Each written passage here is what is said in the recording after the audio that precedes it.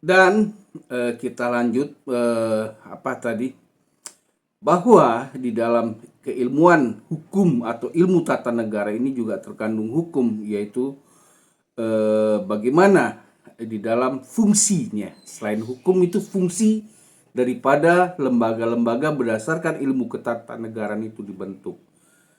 Ini sahabat mungkin mencoba mempersingkat sesingkat-singkatnya kandungan daripada ilmu tata negara ini menurut yang Abah selama ini amati dari tokoh-tokoh besar yang bukan sekarang ya, yang di zaman ketika Abah masih muda, bahkan mungkin masih remaja. Di mana apa yang dilakukan oleh seorang KDM atau Deddy Mulyadi sebagai gubernur ini terindikasi kuat adalah menurut beliau ada satu sistem fungsi yang tidak berjalan normal di dalam pemerintahan di Jawa Barat ini. Di mana salah satu contohnya yang akan Abah bahasakan adalah mungkin terlalu banyaknya korupsi di pemerintahannya di Provinsi Jawa Barat ini. Mungkin warisan daripada gubernur terdahulu terindikasi kuatnya seperti itu, dan juga gubernur sebelumnya, atau memang dari awal ada sesuatu hal lain yang salah di dalam fungsi tersebut.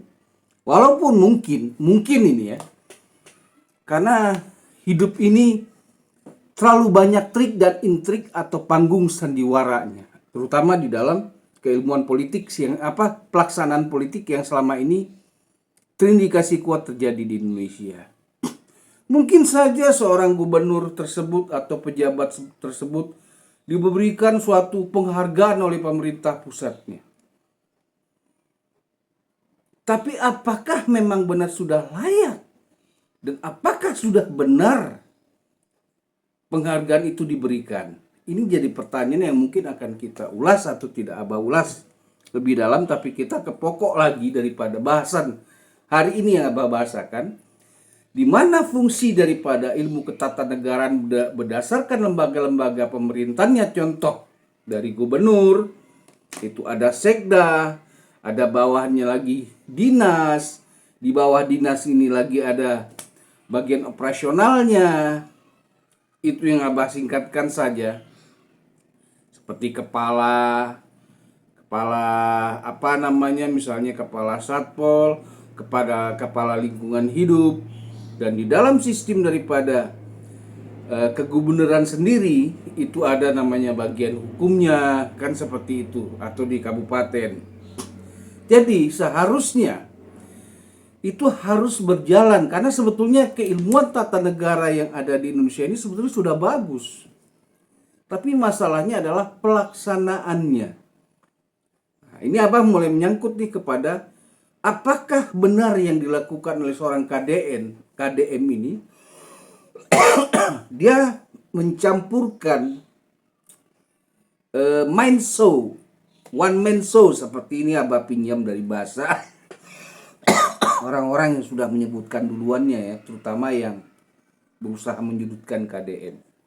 Kita lihat dari kajian keilmuan tata negara ini, di mana fungsi daripada keilmuan tata negara ini adalah satu, menjalankan roda pemerintahan, menjaga stabilitas dan keamanan politik hukum. Nah tadi Abah udah sebut ya, ada beberapa strukturnya, dan HAM, serta menciptakan suatu atmosfer atau lingkungan yang gimana ya, yang kondusif, aman, dan harmonis di dalam penciptaan suatu atmosfer atau lapangan pekerjaan di bidang masing-masing di pemerintahan tersebut.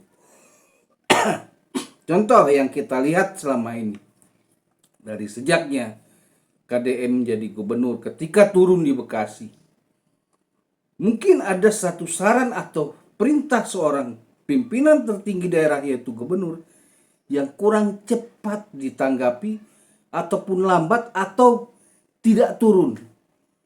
Artinya dengan one man show-nya tersebut turun ke sungai, mengambil daripada sampah-sampah. Salahkah itu? berdasarkan keilmuan tata negara yang tadi Abah sampaikan dengan fungsi yang harus berjalan, inilah jiwa pemimpin yang harus ada di setiap pemimpin. Supaya bagaimana dia bertindak cepat, lugas, tanggap, kasih contoh. Gimana dengan memberikan contoh bukan dalam berbicara saja. Praktek pelaksanaan. Inilah langkahnya seorang KDM sebagai gubernur. Di mana track recordnya seorang KDM sebelum menjadi gubernur pun diketahui KDM ini sebagai bagian daripada anggota DPR RI Dapil Jawa Barat. Artinya cukup paham mulai daripada ujung perbatasan dengan Jakarta hingga ujung perbatasan Jawa Barat ini dengan pesisir Pantura maksudnya. Makanya di beberapa video Abah kemarin mengatakan yang mengkritiknya ini kurang arif, masih lebih arif bijaksana seorang KDM. Dan lebih pintar sebetulnya KDM dibandingkan para pengkritiknya. Karena ini yang Abah sampaikan ini adalah ilmu dasar yang seharusnya wajib diketahui oleh orang-orang yang berada di dalam sistem pemerintahan. Kalau untuk masyarakat ya bisa boleh mengetahui, bisa juga boleh tidak. Tapi kalau mau jadi orang pintar, ya harus belajarin juga tentang ilmu tersebut. Karena kenapa? Sudah ada di internet. Seperti itu yang Abah sampaikan.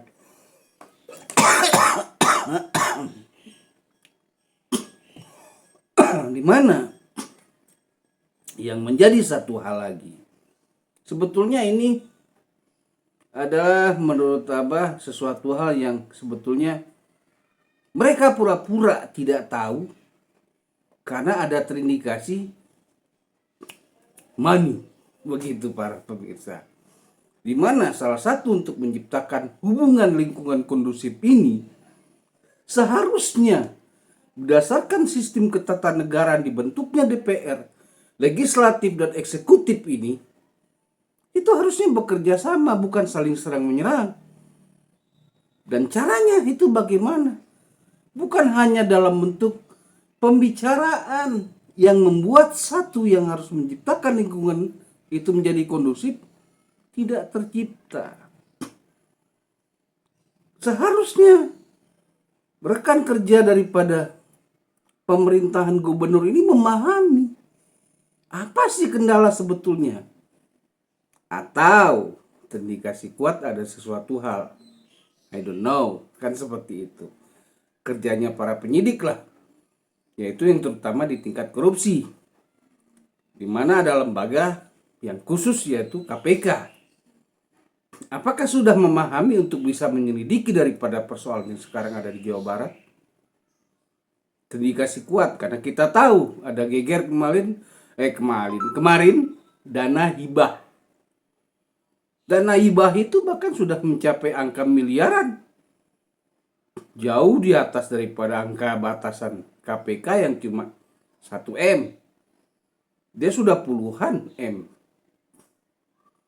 Lalu yang bisa juga terlibat untuk melakukan sidik dan penyidikan yaitu ya ada pihak penyidik Polri, ada pihak kejaksaan sendiri, ada juga pihak terkait lainnya, yaitu di luar daripada pemerintahan ada pers yang disebut adalah pers investigasi. Dia hampir mirip cara kerjanya dengan penyidik. Ini yang perlu dipahami. Dan salah satu daripada sistem ilmu ketatanegaraan tersebut adalah menciptakan hubungan negara dengan rakyat. Artinya, bagaimana pemerintahan ini berdasarkan aturan-aturan yang ada, terutama dengan ilmu tertinggi yang harus dilaksanakan yaitu dari Undang-Undang Dasar 1945 adalah bagaimana mensejahterakan rakyatnya. Bagaimana caranya? Nah, itulah yang sedang dilakukan oleh seorang KDM sebagai Gubernur Jawa Barat. Mungkin selama ini tidak pernah dilakukan oleh gubernur-gubernur sebelumnya terindikasi kuatnya seperti itu. Sehingga kaget. Ada ketegasan seorang pemimpin seperti KDM. Tapi akan jadi timbul pertanyaan, kenapa kaget? Satu pertanyaannya, apakah memahami ilmu ketatanegaraan sebagai tokoh politik? Bagian daripada internal pemerintahan, termasuk di DPR. Dan terutama pegawai-pegawai PNS. Dua, apakah ada sesuatu yang disembunyikan di dalam administrasi negaranya? Nah, ini pekerjaan hukum sebetulnya. Ada lembaga pengawasan, BPK, tapi yang paling utama untuk korupsi KPK. Ada Polri sendiri. Ada juga kejaksaan. Seharusnya sudah cepat melihat ini ada apa ini dengan persoalan-persoalan yang ada di Jawa Barat. Dan seharusnya berdasarkan ilmu ketatanegaraan, di mana di daerah itu ada namanya pusat, harusnya selaras. Yang di tingkat pusatnya itu kementerian atau apa memahami. Dan selalu saja dari dulu Abah bahasakan, hati-hati ketika sudah menjadi tokoh. Ini yang perlu dipahami.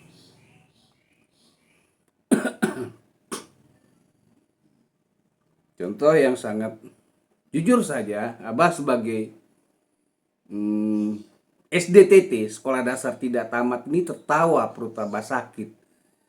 Ketika ada beberapa hal yang terlihat di sosmed, di pers, terutama yang dikeluarkan dari tingkat atasnya, yaitu dari pemerintahan pusat tentang kinerja daripada gubernur daerahnya.